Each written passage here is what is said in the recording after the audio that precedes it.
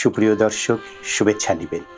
আজ ঢাকা ১৯ আসনের ভোট জরিপের ফলাফল আপনাদের সামনে উপস্থাপন করছি। এই আসনের মোট ভোটার ৭,৫৬,৪১৯ জন। আর এই আসনে মোট পুরুষ ভোটার রয়েছে ৩,৮৭,৪৬৯ জন। আর নারী ভোটার ৩,৬৮,৯৩৭ জন।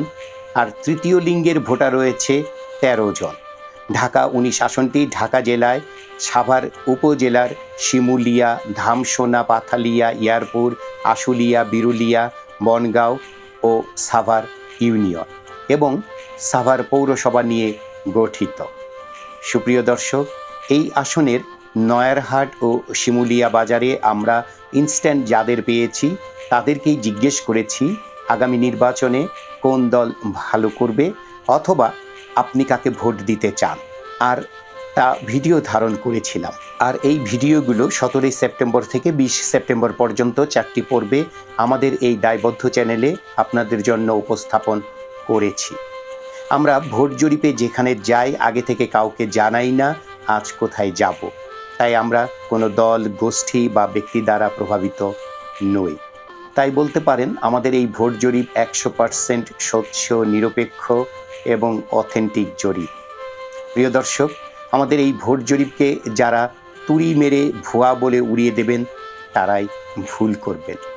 এবার আসুন ঢাকা ১৯ আসনের ভোট জরিপের ফলাফল দেখি। নয়ারহাট আর শিমুলিয়া বাজারের ৭৯ জন ভোটার এই ভোট জরিপে অংশ নিয়েছিলেন। এদের মধ্যে পুরুষ ভোটার ছিলেন ৭৫ জন আর নারী ভোটার ছিলেন ৪ জন। বয়স ভিত্তিতে নতুন ভোটার ছিলেন ১ জন, তরুণ ভোটার ছিলেন ২০ জন, মধ্যবয়সী ভোটার ছিলেন ২৬ জন আর প্রবীণ ভোটার ছিলেন ৩২ জন। এই আসনে ৫৬.৯৬% ভোটার জানাতে চান না আগামী নির্বাচনে কাকে ভোট দিবেন।